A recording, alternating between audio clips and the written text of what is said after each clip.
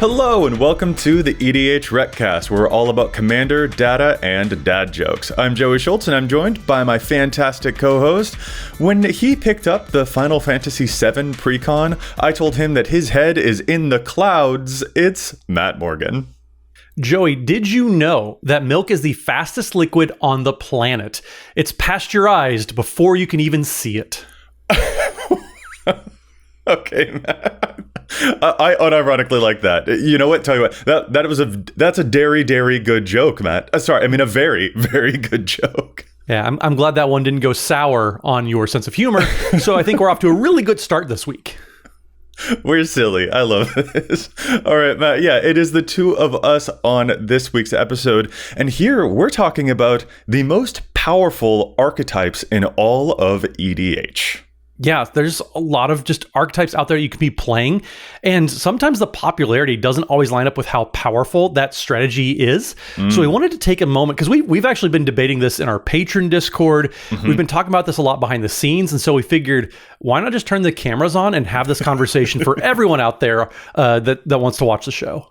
Yeah, absolutely. It's been very fun seeing people's different takes on which strategies are the most impactful in the entire format. Is it stuff like life gain or artifacts or lands or spellslinger or whatever? And we want to see if we can get down to brass tacks and actually figure out the answer to that question, at least for ourselves, and what it is that makes an archetype so powerful. So, bro, where do we get started with this one? Well, I mean, first, I guess we got to start with just what are these themes that we're talking about, because there's all sorts of different ways that you can categorize everything. So if you're on EDHREC and you go to the drop down that says tags on there and click the themes button, that's going to bring you to a whole page dedicated to all these different strategies that you can be digging into and just kind of separating out different strategies. There's different tags even for different creature types. There's all sorts of tools available for you on these themes pages. Yeah, absolutely. If you want to see decks that have been built around a certain theme, like +1 counter, like aristocrats, all those various ways, equipment, all types of stuff. There are also, as you mentioned, the creature types, if you want to see a whole bunch of decks built around dragons or elves. In this video, we're sticking mainly to those themes rather than creature types. That might be grounds for a different episode for us to talk about, like, which creature type is the most powerful in the game. But here we're talking specifically about those archetypes that people build around, centralizing their deck around one particular strategy. And this page is really helpful for folks who are looking to build around one of those types of things, but maybe haven't found the right commander yet. So I think this is just such a great tool for a whole bunch of players. Yeah, I like it because if you're just window shopping, if you don't really know what you're looking for, this is a great way to just get a start on what are other people doing? Where can I just get an idea from? You can click on any given theme, and it's going to show you different commanders that are doing that strategy. You can kind of parse through things and filter out for different color combinations. This is a great place just to start your exploration when you want to build a new deck. Yeah, you can see the different commanders, the different cards that often those decks have in common with each other. If you're looking for even more tools to build around a wheels deck, a clones deck, a whatever type of deck. So a fantastic tool. And of course, as is the case with so much of EDHREC, it's full of a whole lot of data. So real quick, Matt, just getting the lay of the land. Before we get to which of these archetypes we think is the most powerful, we probably should acquaint ourselves with which ones are the most popular. Yes, because popularity doesn't always necessarily mean powerful. So if we're going to go through the top 5 real quick, the most popular theme that we see on EDHREC with over 173,000 decks is going to be a token theme. So you're making all sorts of different copies of tokens. You're going to play some big cards like Parallel Lives, things that make your tokens do even more tokeny things. Number 2, coming in at over 167,000 decks, is going to be artifact themed decks. Playing a bunch of artifacts, so it's one of the most powerful card types in all of Magic, so it's understandable. It's a super metal strategy, Matt. It's heavy metal, very, very much for sure. Coming in at 3 with 154,000 decks is +1/+1 counters. Number 4, 149,000 decks is treasure decks, which is very distinct from artifact decks, even though there's going to be a lot of overlap there too. And then finally, the 5th most popular theme in all of EDHREC with 144,000 decks is going to be life gain strategies. So, Matt, I have to ask, does this line up with your experience out there in the wild? Do these seem to be the most common archetypes that you encounter when you're playing Commander as well? I'm a little surprised to see so many treasure decks, just because, I mean, like I said, every deck incidentally plays a bunch of treasure stuff, just because there was a time span when Wizards was stapling, make a treasure token onto pretty much every card that they printed for a little bit. So it is surprising to see that so high. And life gain decks being number 5 is kind of surprising over, in my mind, what I think more popular archetypes would have been. But what about you, Joey? This all broadly matches my most common encounters in EDH2. And like every single one of these feels so quintessential to the Commander format. Tokens are super ubiquitous. I personally encounter life gain a whole lot too. Another thing I see a whole lot also is equipment decks. And it turns out that is the number 6 most popular archetype. Maybe before I knew the list, I might have guessed that like Planeswalkers, Super Friends might have been within the top 10, but that can sometimes be an expensive archetype to put together. So it being a little bit lower on the list, that actually tracks pretty well. Yeah. I think overall, this really reflects my experiences. If anything, the only other strategy that I would maybe would have expected to be in the top 5 is like a landfall type of strategy, something about lands matter. And we see that that's actually the 10th most popular strategy overall. So, not in the top 5, but still an insanely popular archetype for people to build around. Fair.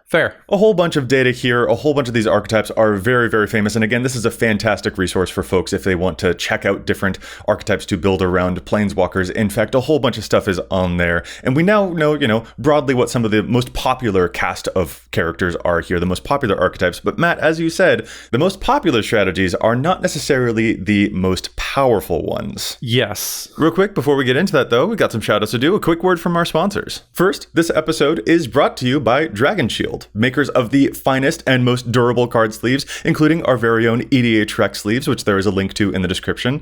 And anywhere on Dragon Shield, if you use the code EDHREC in all lowercase, you'll get 5% off your order. Matt, by the way, you were giving me guff a couple weeks ago recently that one of my decks was only single sleeved. Matt, I am happy to tell you that I have gotten my hands on Dragon Shield inner sleeves, and holy crap, those things are so useful and so good. Okay, good. I was a little worried there, but also, Joey, I know you have some fancy versions of cards in your collection too. So double sleeving to me is just kind of mandatory. And so making sure you're just double sleeving, Dragon Shield makes it so much easier to do too, because the inner sleeves just work great. They seal really well. I love them. I always double sleeve, and I love using Dragon Shield to help do that. Yeah, it's a fantastic product. So again, thank you to Dragon Shield. And again, if you order on Dragon Shield, use code EDHREC, all lowercase, for 5% off your order. And if you'd like to support the show, you can do so in a lot of different ways. Just by liking this video, subscribing on YouTube, subscribing to your local podcast app, and leaving a review over there. Just ways that you can support the show for free, which definitely help us out, and we appreciate it more than you know. But if you'd like to head over to patreon.com/EDHRECast, there's ways that you can support us directly over there on Patreon, and it's a nice way to get yourself a little something back for supporting us over on Patreon. Whether you want to join the Discord community, you want to see all of our historic challenges, stats picks, there's all that and more over at patreon.com/EDHRECast, including the patron shout out of the week. And so this week, we're going to give a very special shout out to Gemini Thomas, who, contrary to their name, Gemini, they're actually an Aries, which is kind of weird, kind of misleading. But Gemini, thank you so much for your support. We definitely appreciate it. Your patron shout out jokes get sillier and sillier every time, Matt. I love it. They get to be more and more of a reach, and sooner than later, I'm going to tip over and fall, much like a hapless researcher, if you will.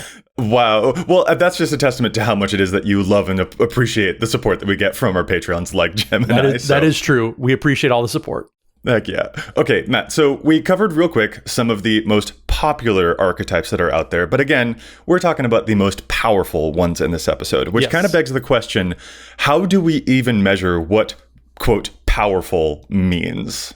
I mean, so the easy answer is, does it win or not? How often does it win? What's the win percentage? But that's also very easy and very nebulous in a social format like Commander. It's really hard to quantify, it won so many games, so it must be powerful. But how it wins or why it wins, and also just doing different things like how fast does it win, how consistently does it win. Yes. Not just does it win 2 or 3 games in a row, but can it consistently be in the running?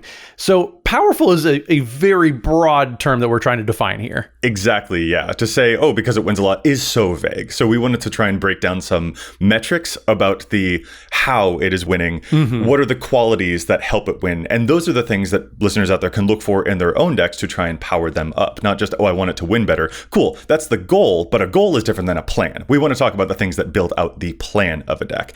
And as you were just mentioning there, we have a couple of different metrics, a couple of different categories that we can use that we think are an appropriate way of measuring a deck's likelihood of winning more games. And one of them, as you just mentioned, is speed. How fast can a deck get that plan underway? pretty critical ingredient, I'd say. Yeah, definitely. I mean, if you are able to win a game faster than your opponents can set up, then like that likely is a good recipe to winning a fair amount of games, just because you're getting under people. And there's a lot of classically aggressive decks that you can think of when you think of how like this deck is just fast. It gets under the radar and knocks people out before they have the chance to set up. Also, consistency was another one that you named, and I really, really like that as another category here, because the ability to rely upon, like, yes, I know this deck will be pretty established at making that thing happen. Speed can be good, but sometimes it's like a risky strategy, or it's a wishy-washy on whether or not you'll get the right hand. A consistent deck means that you're going to have the right hand more often than not, and that's another huge metric for us. Yeah, having the right hand, or just that reliably you're going to get to a certain point in the game that's always going to happen. That is pretty important, because you have to be able to know like you can count on your deck to do the thing. But I think we do need to kind of differentiate a little bit, because there's another category here. So consistency is a little bit different than resilience, and that's more talking about how easily can any given strategy or theme overcome any setbacks or defend itself once it's kind of established itself as kind of the enemy at the table. Yeah, I love this metric for sure, because like, okay, I've got something powerful, but then if I am answered, if my board is wiped, am I just like completely out of that game or not? Decks that can bounce back super easy, huge way to make sure that that deck is going to be able to win a lot more games than not. Yeah, for sure. And then the final category that we wanted to talk about today is the impact. How devastating, and just sometimes like there's an oomph factor that you can't really quantify, but how much of an impact does it make? Does it have these big explosive turns? And it doesn't really fall into those other three categories. So it's kind of the wild card factor here in my mind, but it's definitely something that I think we need to give a little bit of shout out to. Yeah, for sure. I like the oomph. I almost want to change it. Although I do appreciate that speed, consistency, resilience, and impact. We've got scry, but with an I. I'm tempted to call it oomph and said that we get scrow with an O. Scrow. We'll figure it out later. Yeah. I appreciate, though, that oomph idea so much here. Especially, I think, how big those moves are can be in some ways measured by, like, how disruptive it is to all of the other players' game plans. If the moves that you're making cause them to be like, oh, I can't take my time setting up my strategy anymore. I need to deal with what you're up to. Or if your moves are particularly like they're able to lock other people out of their plans completely. So the impact is a huge one. And we've got these 4 categories. And for each of these metrics, I think the best way to go about this to find which decks, which archetypes are the most powerful, is to pick a strategy, an archetype that we think embodies the best of each of those metrics, of each of those categories. That way we can dig into why each of these strategies are so good. Yeah, 100%. And we do need to make a little bit of a disclaimer here too, that we're talking mostly in the social aspect of Commander. So CEDH is a completely different monster. And we know that combo finishes kind of reign supreme there. And combo is kind of the easy way out that falls into all these categories. So we're not specifically talking about combo decks. And also too, CEDH, the metagame wanes and waxes quite a bit. There's a lot of shifts. Like I know right now it's a bunch of mid-range grindy, like Ristic study fests. So we're going to focus on the social aspects, the social, games that are going to be played in Commander. Yeah, I think really if we did just want to have the shortest episode in the world, Matt, we could just say combo and like end the episode. The most powerful is combo is like technically that is why it reigns supreme in CEDH. But that's not where we want to focus our attention here, because as you said, the social area of the format is where so many of the archetypes we just covered find all of their popularity. Yeah, 100%. So yeah, let's get into it with the first category then. So Joey, start us off with our first category of speed. Yeah, we have to start with this one, right? How fast a deck gets underway. It has to be the first thing that we mention. Has to be the first thing. Has to be the first thing in. Yeah. Yeah. For this superlative, for this metric, for this category, the archetype that stands out the most to me, I would say the most powerful by measure of speed, is the artifacts strategy, which is the number 2 most popular archetype that we've got here. So we're talking commanders like Urza, Brea, other Urza, Joyra, things like that. other Urza. There's so much Urza. Yeah, absolutely.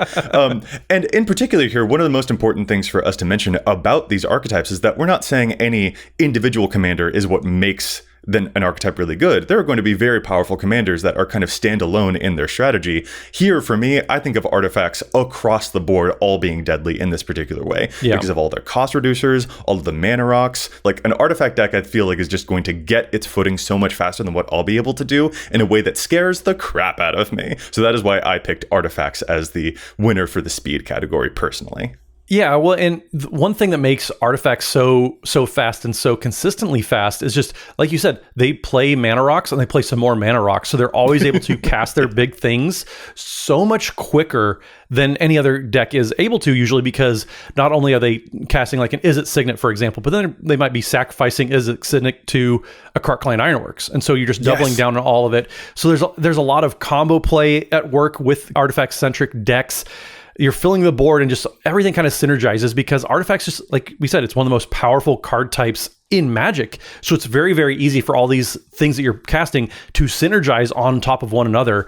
And you build a pretty brutally fast deck there. Also, I have one word for you, Matt. What? Affinity. Affinity, yeah. Affinity is going to be like making all of your stuff. There are plenty of spells that reduce their own cost just because of how many pieces of metal you happen to have on the field. And there being a whole lot of overlap with, the treasure archetypes in here as well. Artifacts, I feel like, are able to find an engine, deploy that engine, and then start enacting upon those engines much faster than a lot of my other usual fare. So, I've got to give the nod to artifacts here, especially because, as you mentioned, Clan Ironworks, sacrificing artifacts for mana and things like that. There's a lot. Artifacts feel to me like the strategy that could accidentally combo. Like this one, you have to manually yourself rein it in during deck building to make sure that it isn't too good. Yes. So, artifacts is a hugely powerful archetype to me. I mean, any strategy that lets me cast a Thought Monitor for 1 blue mana on turn 3, that's probably a little busted. It's really, really good. I did that at a MagicCon Las Vegas, and I was kind of like, this isn't fair at all. Nah. And when you get those cost reducers out with a Mystic Forge, which lets you play the artifacts off the top of your deck and a whole bunch of them are free, it gets pretty nutty pretty fast. But that was my pick. That's what I think, artifacts measures up really well for the speed metric here. Yeah. What about your pick for that one? So, Joey, I know you said that Urza and Urza all can be pretty fast. I have one name for you as well, and it's just Krenko. Okay. Remember Krenko? Krenko Mob Boss, to be specific. That deck, it's not a new flashy commander by any means. That deck still goes fast. It's really hard for me to say that tokens decks don't deserve a pretty fair and pretty strong argument for being the fastest. And it is the most popular archetype when you look at EDHREC. But then when you look at some of the commanders, you're like, oh yeah, those things do go really fast. And you have stuff like Chatterfang as well. You can make all the squirrels, all the tokens, just like compounding one another on top of each other. This is where I think that the speed really comes into the most powerful iteration of what an archetype could be doing. And you know how powerful Doubling Season is or Parallel Lives? Yeah. Oh, yeah. I think typically most token decks are so powerful and so fast that Parallel Lives and Doubling Season is too slow for a majority of decks. And that's saying a lot because those are super powerful cards. Those are very, very good. I do want to quickly clarify, you'd mentioned Krenko, you'd mentioned Chatterfang. I think we probably hear those and we immediately assume, so like goblins or squirrels. But again, we're not talking about creature types in this episode. It just so happens that those creature types are very potent by making 4 billion things, just a billion pieces of cardboard, the bunch of rectangles that you're putting right onto the field. And that does overwhelm very, very quickly. You are not wrong. Yeah, well, and even if you want to take out, like we said, Chatterfang, Krenko, Jetmir Nexus of Revels, I have one of those decks. And it can, if it has a good draw, like a lot of these really fast and super powerful decks, turn 4, turn 5, if I get uninterrupted, then I'm just going to run you over. And Jetmir Nexus of Revels is kind of the pinnacle of that effect where you have to interact with them. You have to set them back. Otherwise, they're just going to set up so fast that a 4-drop wins the game. Like I said, you don't need Doubling Season anymore because you still have to do the thing after you cast the Doubling Season of Parallel Lives. And so a one-time effect, more often than not, like something like a Second Harvest, for example, you just need that one time, make a copy of every token that you have, and that's enough to push you over the edge to win the game. And that's saying a lot with where Commander's just kind of gotten to in the past, I would say 3 or 4 years. It's funny. I remember when I saw that you had written down tokens here in the show notes, I was like, really? And then I thought to my own tokens deck, which is the least. Yeah, that deck is fast. And I'm like, oh, yeah, no, actually, once I get, say, 8 tokens in play, which is not hard. A single card might win me the game because of how just pumping all of those tokens is an exponentially increasingly amount of damage that goes out to people. So yeah, I can totally see where you're coming from with the token stuff, especially once you start adding like the mana production to it, that all those bodies with say a Jaheira or a Cryptolith, right, can also start producing even more resources for you. It does escalate quite a lot. Yeah, absolutely. And I guess I want an honorable mention. I think burn type of decks, stuff like Gearsonstarn, one of the Warhammer 40k decks where you deal 1 damage and you're going to deal 3 damage instead. Those types of decks can get out of hand really, really fast. I've seen some kind of just storm out on super early turns. I want to give those a shout out because boy, those are not fun to play against either. But also, they're super fragile. So the burn decks, that's at least a knock that like, yes, they're fast, but they're not fast consistently enough. Yeah, I'm totally with you there. I came close to putting something like Burn down here as well, or even Aggro, but they, I feel, are particularly easy to disrupt. One of the reasons I went with something like Artifacts, or why I can appreciate your pick for tokens, is something like a Burn strategy. Yes, it can go very, very blisteringly fast, but it doesn't always have the steam to get to that end game point every single time, or at least that's been part of my experience. Whereas something like the Artifacts or tokens, I feel like, yes, they get established and they do it pretty quickly, and that momentum will continue to carry itself and they don't run out of gas, so to speak. So that is why I went with this particular pick on my end, but Burn definitely deserves that honorable mention you gave it. Well, and I noticed too, you have one piece of interaction, one for one pinpoint interaction. You kind of shut down that deck for a few turns, which takes away from the whole point of being a fast, aggressive deck. Whereas the 2 themes that you and I talked about as being our top choices, yeah, you might be able to remove a piece. You might remove the Joyra or the Jetmir or whatever, but you still have to deal with our 20 other pieces on the battlefield that are going to get you the next turn. And so there's so much more resilient to interaction, and just that helps them be so fast, so consistently. And it is, again, as a strategy, kind of regardless of the commander. If I know you are playing an Artifacts deck, I have this sense regardless of who's in your command zone. So other strategies might be a little bit more dependent upon which thing you do put in the command zone. And an OP commander is going to be an OP commander no matter what. But across the board, if I know that someone's playing Artifacts, I immediately have my hackles up a little bit. Or if you see tokens, then you know, since you play so many aggro decks yourself. Then you know. Yeah. You know how quickly it could get to a point of like really crushing that game down. So those are good things to have as a general sense, regardless of who is in the command zone. Though, of course, the commander you pick is going to be very important. But talking on the scope of these umbrella terms, it's nice to have these awarenesses of what it is that makes them so good and so potent. Yeah. Matt, that was our first category. We've got 3 others to get to: consistency, resilience, and impact. But first, we've got something else we've got to do. We've got to challenge the stats, because there's a bunch of other data on EDHREC that we don't always agree with. So let's talk about that data and then get back into our main topic.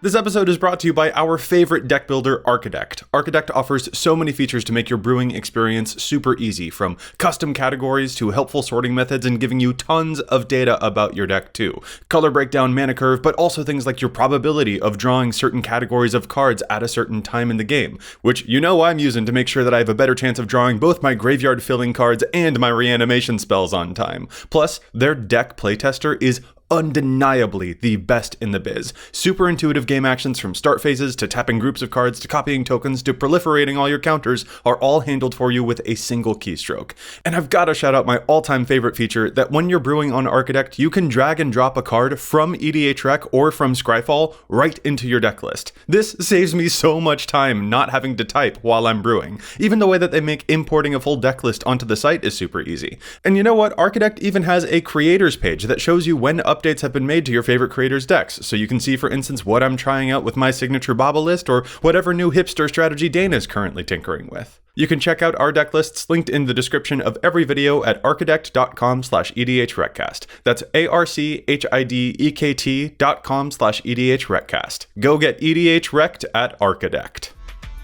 All right, Joel, I'll get us started this week with a Final Fantasy commander that I see a lot of people getting excited about, and that is Choco Seeker of Paradise. And there's a card that people are not playing that's doing a really, really good job at mimicking one of the most powerful cards in the deck. So Choco Seeker of Paradise is the Bant Bird commander. It's a 3/5 that says whenever one or more birds you control attack, look at that many cards from the top of your library. You may put one of them into your hand and then put any number of land cards from among them onto the battlefield tapped, and the rest into your graveyard, and then has landfall ability. Whenever a land enters the battlefield, Choco gets +1/+0 till end of turn. So one of the most powerful cards in the deck that people are playing at a super, super high percentage is Traveling Chocobo. Everybody knows what Traveling Chocobo does. You're playing lands and birds from the top of your library, and then also doubles your bird and land triggers whenever they happen. Such a good card. It's such a good card. Yeah, it's played in not just bird decks, not just land decks. It's played all over the place. But a card that isn't showing up at all on Choco's page is Realm Walker, which does a really good job at mimicking kind of half that draw engine that Traveling Chocobo gives you. So Realm Walker is 2 and a green for a 2/3 with Changeling, so it does count as a bird because it has all creature types. And as Realm Walker enters the battlefield, you choose a creature type, and you may look at the top card of your library at any time and cast creature spells of the chosen type from the top of your library. So if you want another way to get that top deck advantage and crank through all of the cards to make sure the top card of your library is going to be a land, which is what you want with Choco's ability, Realm Walker is a great way to spend not $30 on getting this type of effect, because Realm Walker, not $30 like Traveling Chocobo, only $2 in most places. So you can definitely get yourself a copy of Realm Walker and save yourself a significant amount of money.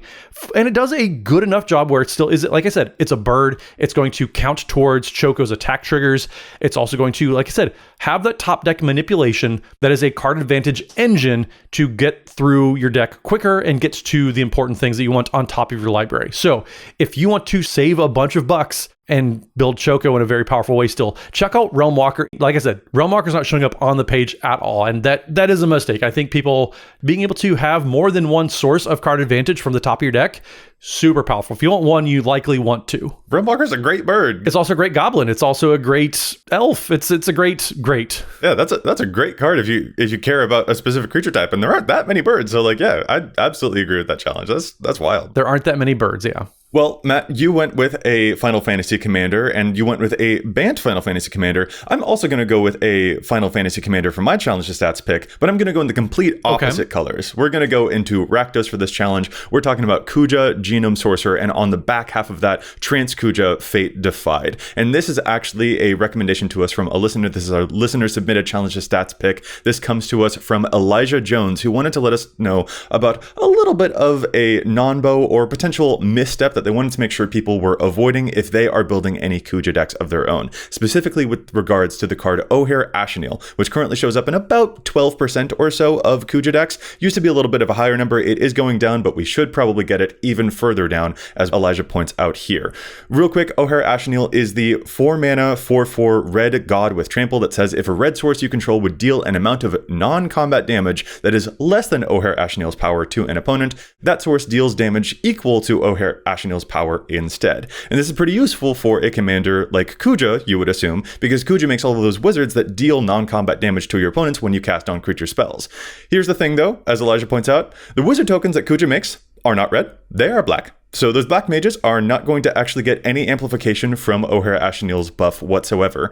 But not only that, there's also the fact here that Elijah points out that a lot of the Kuja decks are playing a lot of damage-enhancing cards, like Soulfeme Mayhem Dominus, or even the flip side of Kuja doubling all of the damage that your wizards do when you do flip it over to the Trance Kuja half. And those are fantastic things to put into a deck that can cause this much burn, but there's an important thing that Elijah's pointing out here, a really good reminder to a bunch of folks out there that a damage enhancement effect, like doubling all of those things, that is a replacement effect in the same way that O'Hare Ashenil's effect is a replacement effect. And whenever there is a replacement effect on anything, the person being affected by the replacement effects gets to choose the order in which those things will be applied. So if you have a damage doubler effect in play and O'Hare Ashenil in play, and you're dealing damage to your opponent, they could actually choose to double the damage first and then have the damage be set to O'Hare Ashenil's power, rather than the way that you would want it, which is to set it to 4 O'Hare Ashenil's power and then double it. The person being affected by the replacement effects is the person who chooses in what order they will go. So O'Hare Ashenil is a very powerful card when you're building around it for sure, but it probably doesn't belong in this particular deck, and maybe you could cut it to save yourself a little bit of money and make room for a different damage amplifying effect instead, or another wizard that will help you flip over your Kuja more easily. So Elijah, thank you so much for this challenge to stats. This is a great rules interaction to remind people about because it is very, very tricky.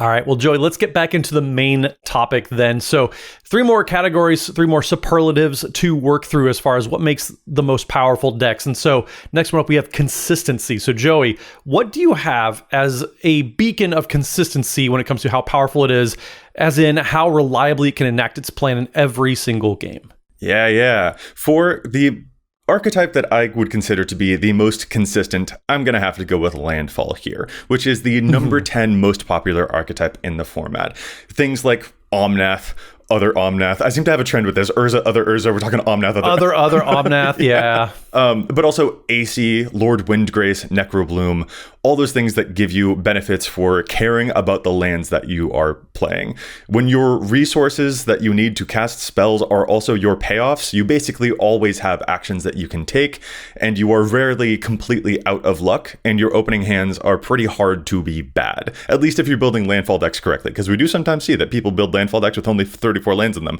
And hey, everyone out there, stop. Which is wrong. Yeah, that's wrong. Play more than 34 lands in your landfall deck. Play like 40. We promise. You need those things. They're payoffs. It's really important. But yeah, anytime I build a landfall deck, I think it is a paragon of consistency. So that is why I would give it this particular winner of this metric. Yeah, I really like landfall decks. I've played a few over my years playing Commander. I have it as a different category, though. Okay. We'll talk about why I love landfall decks here in a little bit, because I agree with you with all the points, but there's another superlative I would say that it embodies a little bit better, even though it does do it very, very well, because, I mean, basic lands, well, just lands in general, are kind of a basic building block for every single Commander deck. And that just means you're going to see a lot of them throughout every single game. You're always going to see your payoff cards or your setup cards or whatever you consider lands in a landfall deck. You're always going to see them. Yeah, I think landfall is one of those things that I can hand to, especially like an inexperienced player, and they'll always have game actions that they can take.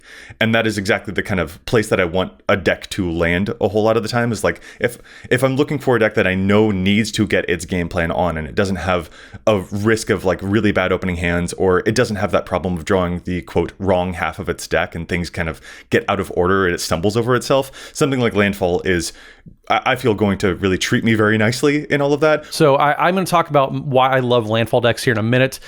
But for consistency, I think there's actually a different strategy. So Joey, you talked about landfall. I love landfall. I'm going to talk about Reanimator. Oh, whoa. Okay. And you like Reanimator. I think reanimation decks, graveyard decks in general, those are going to be the most consistent decks out there. And this is 1A and 1B, honestly. We're nitpicking here. But for me, decks like Marin of Clan Neltoth, where you get experience counters and everything dies, but then every turn you're going to bring something back from the graveyard. Taval, the Balanced Scale, which is actually one of the newer and most popular commanders lately. It's actually competing with Final Fantasy decks. This is all about getting things to the graveyard and then getting them out of the graveyard and getting some payoffs for it, whether it's lands, whether it's creatures, whatever. I think graveyard decks, just having access to graveyards, you effectively have 2 hands throughout the entire game. One is the actual cards in your hand that you've drawn, and there's all the cards in your graveyard that you have access to. And that means you have access to so many cards at any given point in the game, which is always going to give you so much consistency because you have access to so many more cards than your opponents. That's why I think Reanimator decks, graveyard decks, those are the most consistent themes out there. And that's what makes them so powerful. It's so hard to get really to them because there's always going to be more cards available to them to be played on every single turn. I'm not going to debate you on any of these virtues that you are extolling about my literal favorite strategy in all of Magicdom. So I knew you wouldn't. Yeah. So I totally understand where you're coming from. To be honest, it's actually possible that I avoided naming something about graveyards here because I was like too afraid of showing my bias towards that archetype. You know, there's always that potential. And you know what, actually, to really dig into it, though, I think I can't help but break down that umbrella term of, quote, graveyard decks into a bunch of different subcategories, like a deck that uses the graveyard for any card types versus a deck that only uses the graveyard to reanimate creatures, or like how a dedicated reanimator deck can be pretty speedy at cheating huge stuff into play, but that can be a different pace than like the slow burn value engines, things like Muldrotha, or even sometimes the fragility of decks like Nethroi, which are attempting to bring every single thing in their graveyard graveyard back all at the same time. So there's kind of like one particular inflection point on those. Sure. You know, I've played a whole bunch of these various types of strategies. In some of those cases, I've encountered that feeling of drawing the quote wrong half of my deck, like only drawing my reanimator spells, but not my graveyard fillers, etc. But, you know, again, maybe I was overcorrecting about my biases here. I think, you know, I'm just trying to do some auto analysis of my own thought processes here. It's entirely possible that perhaps I just can't help but view that entire area of EDH, that entire archetype in Magic, without going super granular about it. Yeah. But, you know, all that aside, Matt, I like what you're getting at here. I like your point about card access. There's just so much access in a graveyard deck. There is no bad place to have a card in your graveyard deck, whether it's in the graveyard, in the library, because you can just dump your library anyways. There's just always a good place to have a graveyard deck, and that's where I'm just like, it's doing it may not get the optimal target every single game, but it's getting a target every single game, and that's just good enough so much of the time. I totally feel you on that. When a Muldrotha deck starts doing Muldrotha things, that is almost an inexorable type of feeling. So I totally understand where you're coming from. Yeah, 100%. Matt, it actually kind of feels to me like when we looked through the lens of consistency, I approached it from the reliable mana angle, and you approached it from the reliable access to cards angle, which is just kind of interesting. That's fair. Well, let me talk about my preferred strategy, because my landfall preference here is going to come out pretty stout when it comes to resilient decks. And so we're going to talk here about just how easily like any given deck can overcome setbacks that happen throughout the game or really defend itself. And this is where I think landfall actually truly shines, because you're going to get hate pieces. But like I said about the point to its consistency, you always are going to see lands every single game. You always going to have those pieces, which means even if somebody like interacts with you a little bit, you're still going to be able to overcome that every single game. If your deck is built to abuse stuff like, I don't know, Glacial Chasm, your deck is extremely resilient by default, because that means you have to do a lot of work, but it's okay. You can afford to go out of your way to set up for stuff like that, because it's how resilient landfall decks are. And you pointed out Necrobloom. That is a super, super powerful card that kind of narrates how powerful and resilient these landfall decks can be. Yeah, I like your point here on landfall resiliency, because even if you got your Scoot Swarm type of stuff out and I wipe the board of those, you still have enough mana to set up for another thing right after that.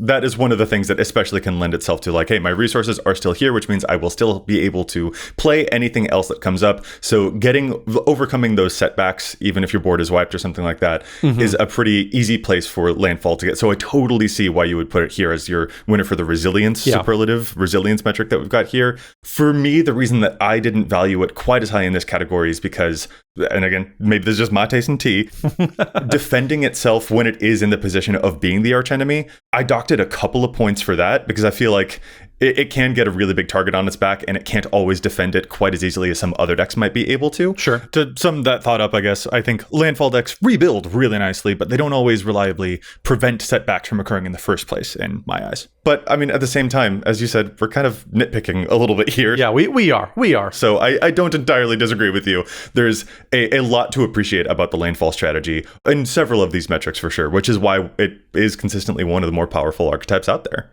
Yeah, for sure. It's not just always that you have to defend yourself against one landfall payoff. It's you have to go against like 4 or 5 because you can answer one.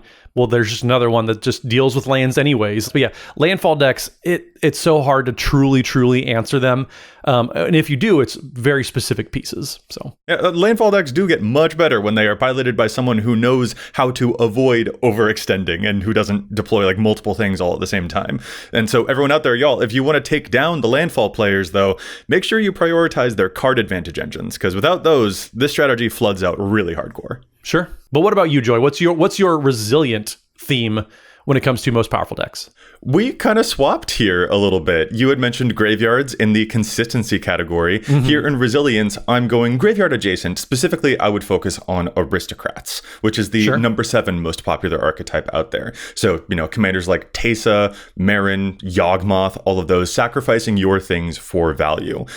First of all, just sacrifice outlets give you a bunch of free game actions, like sacrifice something for free and get mana for it in a game that is designed around having like mana as the cap to stop you from doing too many things. Aristocrats rarely run into the problem. We can do all of the things. But even then, to your point as well, removing their best pieces often means that you've just put those pieces exactly where the Aristocrats player wants them to be. Yep. Even if you try to exile the pieces that they have in play, we can usually just sacrifice those cards in response and get them into our graveyard where we know we can get them back. And if you wipe the field, then I'll just rebuild my entire board with a single spell, probably. So Aristocrats are, to me, one of those things that is very hard to keep properly down. Yeah, I mean, anything that just likes having things in the graveyards, like you said, like I said a second ago, you're putting things exactly where you want them to be anyways. So you're never losing access to them. And so I can see why, it's a resiliency thing where, you answered my thing. It's just going to come back next turn anyways. You have to get pretty specific with how you're answering a lot of these pieces with exile-based removal, removing their creature types. But even then, I love Darksteel Mutation and those types of effects. But okay, I'm just going to sacrifice this thing anyways, and I'm going to bring it back. Right, exactly, yeah. So you have to get pretty specific. So yeah, it's really hard to truly answer Aristocrats style things because they just have so many sources to shift it away, get rid of it, so that you're, even when you do try to remove it, it's just going to get moved in a way that that removal just is nullified. Yeah, exactly. And that is why it is one of my preferred strategies to play in the whole game, and probably why you enjoy playing landfall decks the way that you do. Mm-hmm. As a quick aside here, I feel like when we're talking about resiliency, Matt, we do kind of have to address the argument out there. Like, many folks allege that landfall is so strong in the social areas, which is what we're talking about in this episode, because in social games, there is no mass land denial. There's no mass land destruction. Is that something that factors into your assessment here of like saying it's very resilient or not? I've already made a video about all of my thoughts on MLD and why I don't particularly care for this argument, but it felt like we did probably have to address it a little bit here before we move on, So I mean, in my mind, a lot of the decks that are built to take advantage of mass land destruction anyways, like, are landfall decks. Yeah, exactly. Yeah, right. They're going to play a couple lands, they're going to Armageddon, and then they're going to play something like they'll have a Crucible Worlds or a Ramming Up Excavator, so they're able to blow up everybody's lands, but they're already set up and expecting a chance to play things from their graveyard and rebuild from there. So again, you have to get really specific answering a lot of these strategies. They might be playing anyways because they just want to blow your stuff up, and then they're so resilient they can overcome something that otherwise would be backbreaking. Again, I've already made a video about all of my thoughts on people alleging that MLD stops landfall decks. It's a good video. Everybody should go check it out. Yeah, we'll link it in the description. I think it is pretty good. To me, I don't want to rehash too many of my thoughts there, but to your point exactly, and Dana has said this plenty of times before, if mass land denial was socially more acceptable in the brackets 2 and 3 and whatever, I think landfall decks only get stronger. I don't think they get weaker. So that doesn't factor in too much to my assessment here that landfall is a particularly powerful archetype. And if you want to defeat landfall decks, I do not think that answering their lands is the way to do it. I think answering their card advantage engines is the way to do it. And those things, while they do have that persistence, that resilience that you're mentioning, those things do still feel very socially answerable in my mind. So I can appreciate why we would put them as like, this is a powerful strategy for sure. I'm not going to say it's an OP strategy though. Like, if I'm at a table and I know someone's playing an artifacts deck and someone else is playing landfall, I personally am still more afraid of the artifacts player. Yeah, probably. I mean, it really depends on the deck, how the game leading up to that has gone. But like I said, if you're built to abuse Glacial Chasm, you're built to abuse any land. And that just means you have a broad application. So I can see why that argument is there, but either way, you have a whole video on that. We don't need to repeat that entire thought process there. Let's get into our last superlative here, and we're going to talk about impact. So that oomph factor, that how devastating it can be and makes these big moves and disrupting other players' game plans. So Joey, what do you have as far as the deck that encompasses what impact feels like in a game? Yeah, this one, as you said, it's kind of nebulous. This is, of the terms that the metrics that we're using, is probably the vaguest. I couldn't go through this episode without putting Enchantress into a top spot. Sure. I just couldn't. Enchantress is the number 15 most popular archetype, but to me, when I see an Enchantress deck, I feel like I constantly have to keep a watchful eye on that side of the board, or else something irrevocable is going to occur. So a lot of famous Enchantress decks out there will be things like Onyxia, Goshintai, Tuvasa, and Sithis. Just when an Enchantress deck gets its ground finally set up, which can take a little bit, once it starts casting, it gets all those Enchantresses in play, casting a single card will mean that it draws 2, it draws 3, it draws 4 cards per spell that it is casting. and outpacing that card advantage is so difficult to do. So sure, that is a big problem for me. And I feel like a lot of the ways that Enchantress decks can disrupt other players is also quite impactful as well. Yeah, the disruption from Enchantress decks, as an aggro player myself, it's so frustrating. Whether it's Sphere of Safety, it's propaganda effects, that's where the impact, and it's not so much the impact it makes, but the lack of impact that you're allowed to make sitting across the table. That's where Enchantress decks really, I personally hate them. It sucks to go against. I'm just going to be blunt about it. It's so hard. Once an Enchantress player gets a chance to set up, a lot of times your deck is just invalid, because whether they're protecting everything with a greater Auramancy, there's all different things that they can be doing that just kind of make sure that their shields are up and there's no way to get around it. Yeah, exactly that. Privileged position to also protect the greater Auramancy. Or Matt, earlier you said Song of the Dryads and Darksteel Mutation. Yep. Cool. Hey, you, my opponent over there, your commander, it ain't working anymore. And you better find a sacrifice outlet to try and get it back, which will still cost you a turn to replay it. All of those things can be so difficult to interact with once each of those Enchantress interlocking pieces are established, which again can take some time. So I'm not giving it the speed award, but in terms of like, can this strategy reach a point of being virtually untouchable? Yep. I think Enchantress really does achieve that. And so that's why I'm giving it my impact award for this particular one. And that is a very powerful metric indeed. An Enchantress deck, I regard it as sort of a ticking time bomb of we can no longer touch you. Yeah. So that is why I'm giving it this award. What about yours? Well, so I'm gonna flip it around a little bit. So Enchantress, like I said, feels like it's not the impact that that deck specifically is making, but reduces the impact you're allowed to make.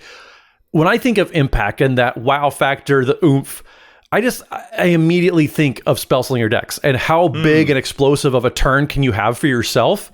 And once a Spellslinger deck has a chance to set up, if you misread what they might be doing, even for a turn, these types of decks are best equipped to take advantage of a lapse in your shields being up. Stuff like Veyron, Voice of Duality, the new Vivi Orniteer, like everybody can, and maybe that's what's clouding my judgment here, is Vivi is so recent, but it's also so absolutely ridiculously powerful.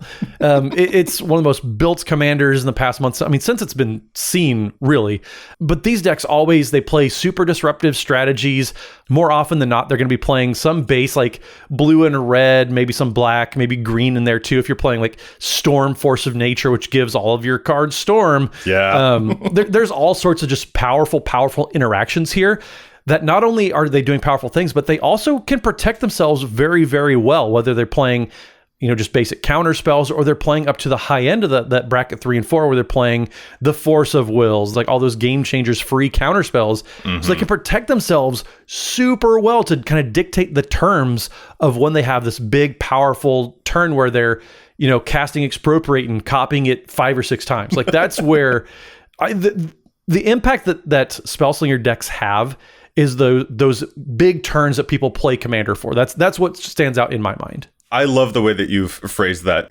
and like the counterspell stuff could be the kind of thing that we almost associate with that resiliency category. Sure. But they're not using it to defend themselves. They're using it that one big turn. Yes. Once they decide to pull the trigger, this game is ending. They've got 2 pieces of backup to make sure that even if you try something, it's not going to work. Yep. So it does take that time to set up, but the impact will be game over. So I completely understand that. Why this would be a pick. I came close to putting it into this part of the list too. Yeah, Dana has a couple Spellslinger decks, and it once he deploys everything, I have a turn, really to do this, because people who once they kind of get their bearings with playing these types of decks, once they make their first move, you don't have any more time. Like that first move might be your last. Yes, and I would say it's certainly one of those archetypes where the best disruption points are certainly earlier in the game. If your opponents are taking it a little bit easy and they're trying to be nice and they're not going to hit anyone just yet. No, if there's a Spellslinger player, if there's a Landfall player, hit them. No, you go after that person first, Hit them. They are taking turns to set up, but like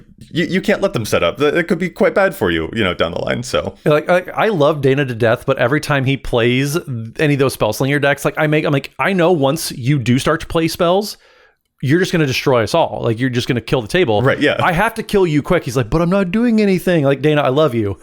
I know you're not doing anything. You're doing it intentionally, though, and I have to do something. Otherwise, you're going to do everything. Yeah, no, I feel that way about a lot of strategies. I feel that way about landfall. I haven't done anything to the board yet. You put a lot of lands into play already. Like, that is doing something. Yeah, like you're doing something. Right, yeah. Like, you haven't built out your board state. I'm going to take advantage of that. Or Enchantress decks. Yeah, you haven't started doing something, but once you do, I'm not going to be able to play stuff. I'm not going to be able to attack you. Your Sure Safety will cost me 10 mana per creature to attack. So I'm going to kill your stuff before you have the chance to get that ball rolling. Yeah. Because these all specialize in that momentum that can really just cause a game to absolutely snowball into insurmountable territory. Yeah, absolutely. Yeah, all of these decks, like all these strategies, they definitely have ways they can probably fall into a little bit of every single one of these categories. So it really was hard to pick just one theme that encompasses whatever this category was that we were talking about. Because like you probably picked up through the conversation, folks, every single one of them has a little bit of strength in each of these, but it's really, again, we're nitpicking, we're finding what really truly embodies in our minds the pinnacle of having a big impact on the game or a turn even. Well, and not only that, but like we wanted to approach this episode in this way by, the superlatives and hero specific metrics, because certain strategies will be really good in one area, but they might be a little shakier in another one of these areas. So then if you out there are playing one of these archetypes, you'll be a little bit more aware of what it is that makes your deck strong. If you're thinking about playing an archetype, you can look at these to see what it is that could make my deck a little bit more powerful. Does it need to be more consistent, or is speed the thing that it's really honing in on a whole lot? Mm-hmm. But also, it does kind of expose that powerful as each of these archetypes are, they also do each still have some of their own weaknesses. Yep. You just mentioned that Spellslinger decks have a huge impact once they do their thing, Yep. but we could not by any means put them into the speed category because they need a little bit of time to set up to get a big storm turn, Mm-hmm. So that's an important thing for us to highlight about every archetype. They have stuff that they're particularly strong at, and if you are looking for an Achilles heel, each of them does have one. You just have to be pretty precise and pretty intentional about the way that you are going about finding each of those Achilles heels. Yeah, for sure. So Joey, we talked a lot about the archetypes that we feel embody any given category that we wanted to talk about. But we mentioned that power doesn't always necessarily mean that's going to be popular. And we mentioned some popular themes to start off the show. So we didn't say anything about +1/+1 counters, for example. Yeah. It's the number 3 most popular theme. Likewise, life gain number 5. Mm-hmm. Why did that not happen to fit into any of these categories for you today? Yeah. Why didn't we go with any of these other really popular ones as any of our number 1 picks for each of these? Mm-hmm. So something like life gain, for instance, to me, anytime that I've tried to play life gain, I consistently have the problem of drawing the wrong half of my deck type of deal. So I'll gain a whole bunch of life, but I won't have a place to put all of that life, or I'll draw a thing that is a life gain payoff, but then not any of my actual life gain spells. So for some of these strategies, it just comes down to that. I couldn't give it the nod for consistency because in my experience, I was having difficulty with the consistency. Or something like +1 counters, or even equipment, which is the 6th most popular strategy of all of the archetypes out there. Those ones I feel like have a very difficult time actually doing that resiliency thing, for instance, where they are able to protect the board that they can establish. So for some of these, like, I certainly wanted to consider them, but I feel like there are little knocks against a couple of them that I couldn't put them into the top categories as a result of that, I think. Yeah, for sure. I think some other categories that stand out to me, stuff like burn, stuff like mill, those two have the classically commander problem of they don't scale terribly well for commander, where you have 3 opponents instead of 1, where you do in traditional 60 card formats. Sure. That is getting better, significantly better, I would even say, over the past couple of years, where things that help those 2 archetypes scale significantly better have been introduced, and that's getting alleviated. So I think that we might see those show up a little bit of their weaknesses, but I still don't think that they do enough really in any of these 4 big categories to break through for me. And they're fun. I played against a mill deck. Joe, you and I both played against the same mill deck at MagicCon Las Vegas a couple weeks ago. It's not to say that these aren't out there, but just I think that there's some weaknesses there that, even though they're popular, they don't have really the oomph, like we said earlier, to really break into one of these signpost themes for some of these powerful signposts. I gotta admit, I came really, really close to putting the archetype's treasure and the archetype wheels into one of our categories as well. I think if there were others that were lingering on the periphery for me about other archetypes that I would give the nod to being like very, very, very good when they do their thing, those were very close to getting the award for me. And even with another couple of sets, if we got a small handful more tools for any one of these categories, that could radically affect the builds for every single one of them, right? Again, this entire exercise isn't about any specific individual commander being powerful, but across the board, no matter what the commander is, the tools that exist for the 99 are consistently good across all of those archetypes in these various ways. And so other archetypes that I have my eye on include things like Treasure and Wheels, because they're always like...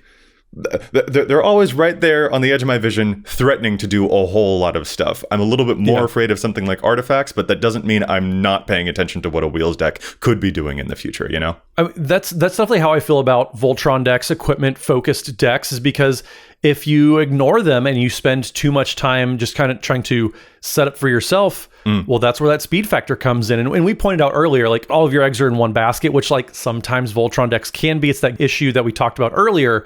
So yeah, I'm always worried about a Voltron player. I'm going to make sure that I have at least a piece of interaction for them, but I'm also just not going to completely ignore them at the same time. Well, and that is the magical check and balance that is on EDH, right? Like, even if I am perhaps feeling the most threatened by an artifact deck across the table, the fact that I immediately do have my sights set on that is a socializing and balancing effect on the rest of the game. And everyone's threat assessment is going to be pointed in different ways as a result of that, with where everyone's attention goes. And that is what makes each of these so dynamic and so fun. And it doesn't become a game of chess where the one thing that we consider the best always wins every single time. Like, we have a lot of ways to mitigate the things that we think are the most powerful, even just socially. Well, and you said socially too. Like, I may not have an answer in my hand at all times for that Voltron player, but I will make sure I'm telling you, Joey, like, hey, look out, like, that person, if you let them set up, like, they're going to put a sword of punch and kick on their creature, and then they're going to have protection from you. You got to answer them pretty quick.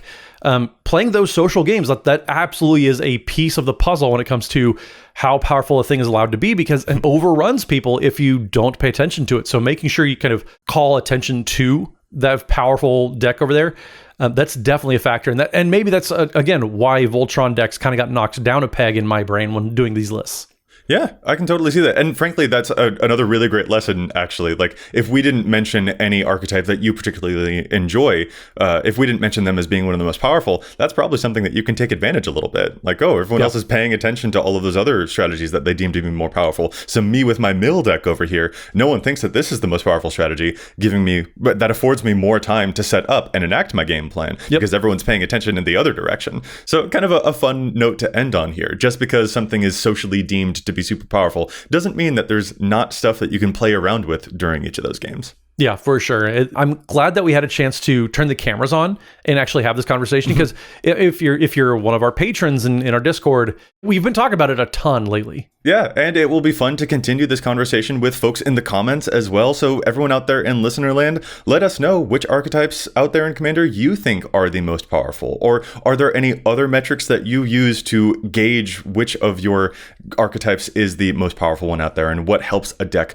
win more reliably? You know, we had these 4 metrics, but if you've got other ones out there, we really want to hear how it is that you measure which decks have the biggest impact on a game. So let us know. But Matt, with that, I think we are going to call this episode to a close. So if our listeners want to get in touch with you, where is it that they can find you online? So you can find me on pretty much any social media platform at Mathimus55. That's MATHIMUS55. And don't forget, we are proud to work together with Dragon Shield. They get you the best accessories to protect your valuable cards. So head over to their website, use code EDHREC to get 5% off. And you can find me everywhere online, from Instagram to Blue Sky at Joseph M. Schultz. Plus, you can find the cast online at EDHRECast. And of course, if you'd like to get access to any exclusive content, you can support us on patreon.com/EDHRECast. You can hop into our Discord, get access to exclusive videos, see our challenge to stat spreadsheet, and more at patreon.com/EDHRECast. Listeners, we'll be back at you next week with more data and insights. But until then, remember, EDH wreck your deck before you wreck your deck.